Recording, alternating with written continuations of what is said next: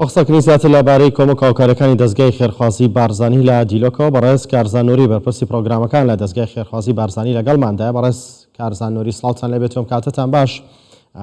کۆمەک هاوکاریەکانی دەستگای خێرخوازی بارزانی توانی چی بۆ لێ قەوماوان بکات؟ سڵاو ڕێز ئەو کاتەی بەڕێزتان و بینەرانی بەڕێز و خەڵکی بە شەرەفی کوردستان باش. دەستگای خێرخوازی بارزانی لە سەرەتای ڕوودانی ئەو کارەساتە لە ڕۆژی یەکەمەوە تیمەکانی داخلی سنووری باکووری کوردستان و تورکیا بوون.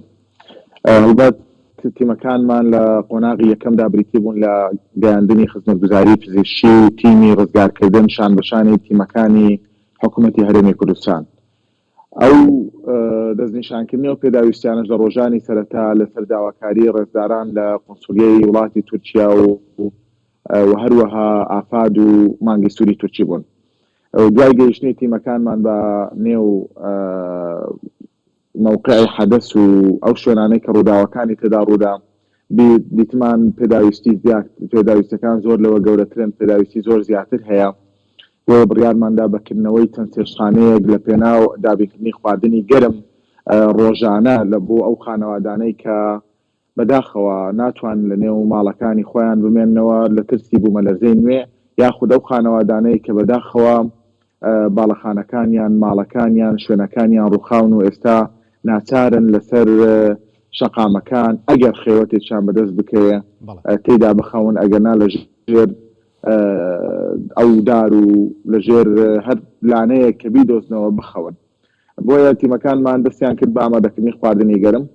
هەروەک باس کرا تا دوێنێ نزیکەی 26,000 خێزان تەنها لە خواردنی گەرم سوودمەند بووە. ئەمڕۆ دووبارە چەندین هەزار خێزانی تر سوودمەند بوون و ئەو کامیۆنانەی کە گەیشتون و تیمەکانی دەستگای خێرخوازی بارزانی خۆیان توانیویانە دابەشی بکەن زیاتر لە 60 کامیۆنە، بەڵام لە هەمان کاتیشدا کۆمەڵێک کەلوپەل و پێداویستی هەیە لەلایەن تیمەکانی ئافاد، لەلایەن تیمەکانی حکوومەتی تورکی پێشکەش دەکرێن و پێشکەشی ئەوان کراوە. دیسانەوە کۆمەڵێک بار هەڵگری دیکەی مرۆیی گەورەیە. تیمەکانمان لە ڕووی تەندروستیەوە توانیویانە زیاتر لە 1500 نەخۆش ببین و چارەسەر بکەن لە ڕۆژی ئەوەلەوە تا ئێستا. بەڵێ کۆمەک و هاوکاریەکان بۆ لە قەوماوانی چ ڕۆژاوای کوردستان و باکووری کوردستانیش دەستگای خێرخوازی بارزانی تاکو ئێستا تەواوی پێداویستیەکان دابین کراوە، یاخود دەتوانین بڵێن دەستگای خێرخوازی بارزانی هێشتا هەر بەردەوام دەبێت لە ناردنی کۆمەک و هاوکاری؟ دەستگای خێرخوازی بارزانی تا ئەو ساتەی کوردانی باکوور و کوردانی ڕۆژاوای کوردستان پێویستیان پێوە بە دڵنیاییەوە لە خزمەتیان دەبێت. و کاتێک کە دەڵێن کوردانی باکوور و کوردانی ڕۆژاوا، مەبەستمان ئەوەیە کە جگە لە کوردەکانی ژەما هاوکاری تەواوی پێکاتە ڕەسەنەکانی ئەو ناوچەیە دەکرێت. دەستگای خێرخوازی بارزانی دەستگای کوردستانیانە، هەڵگری پەیامی پیرۆزی کوردستانیان و پەیامی پیرۆزی بارزانی نەبرا. لەژێر ڕاستپاردەی جەنابی سەرۆک بارزانی و ڕێزدار مەسعود بارزانی سەرۆکی بۆردی دامەزرێنانی دەستگا لە هاوکاریەکانی بەردەوام دەبێت. لە ڕۆژاوای کوردستان 25 بار هەڵگر تا ئێستا داخل بوونە. تیمێکی طبی پێش سەعاتێک داخلی ناو ڕۆژاوای کوردستان بوون و هەروەها بەیانیش 10 کامیۆنی نوێی تایبەت بە خۆراک و داو دەرمان و کەلوپەلی خۆگەرمکەرەوە داخلی ڕۆژاوای کوردستان دەبن. هاوکاریەکانی دەستگای خێرخوازی بارزانی لە ڕۆژانی داهاتوش بەردەوام دەبێت، بەڵام دەبێت لە ئاست احتیاجەکاندا بێ، لەوانەیە گۆڕانکاری لە احتیاجدا هەبێ. ئەو پێداویستیانەی لە ڕۆژی یەکەم پێویست بووە ئێستا پێویست نەبێ.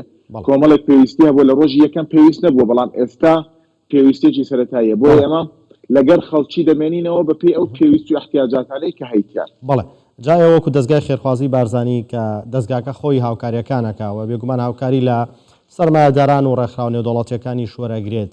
ئێوە بۆ مەبەستە ئەو پلانەتان ئامادە کردووە کە چ بە ڕێکخراو نێودەوڵەتیەکان چ بە سەرمایەداران بڵێن کە لە ئێستا بە دواوەی تر چی پێویستەکە ئەو بیگەێنن؟ طبعاً دەستگای خێرخوازی بارزانی هەمیشە پردێک بوو، هەمیشە پردێک دەبێت لە نێوان ڕێکخراوە نێودەوڵەتیەکان، ئاژانسەکانی سەربەنەتەوە یەکگرتوەکان، خەڵکی خواپێدا و خەڵکی دەستکراوەی هەرێمی کوردستان و دەرەوەی هەرێمی کوردستان لەگەڵ خەڵکی هەژار و ئەو کەسانەی کە لێ قەوماون. ئێمە بەهێزین بە پاڵپشتی بەخشەرەکانمان، بە تایبەت نابێت لەبیر بکەین بەڕاستی خەڵکی هەرێمی کوردستان لەو بارودۆخە و لە پێشووتریشدا یەکجار هاوکار بوون، ینی ئەو کللتورە مرۆڤ دۆستیە کە پڕە لە خۆشەویستی و میهر و بەخشین لە هەرێمی کوردستاندا هەیە.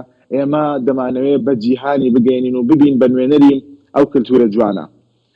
بۆیە لە ئێستادا بڵێ هاوکاریەکان پێویستن، بەڵام لەوانەیە شێوازی هاوکاریەکان پێویستی بە گۆڕانکاری دەهەبی. ئێستا کە بەشی زۆری خەڵکی لە ڕووی خواردن و کەلوپەلی خۆگەرمکەرەوە یاخود جلوبەرگ احتیاج زۆر کەمتر بوویتەوە. ئەوەی کە پێویستە بستە قۆناغی دووبارە بنیادنانەوە، لەوانەیە لە خلالی هەفتەیەک بۆ 2 هەفتەی دیکە ئیتر پێویست بکاتن قوتابخانەکان، شوێنە گشتیەکان، نەخۆشخانەکان نۆژەن بکرێنەوە لە پێنا ئەوەی ژیان لەو شوێنانەدا ئاسایی بێتەوە.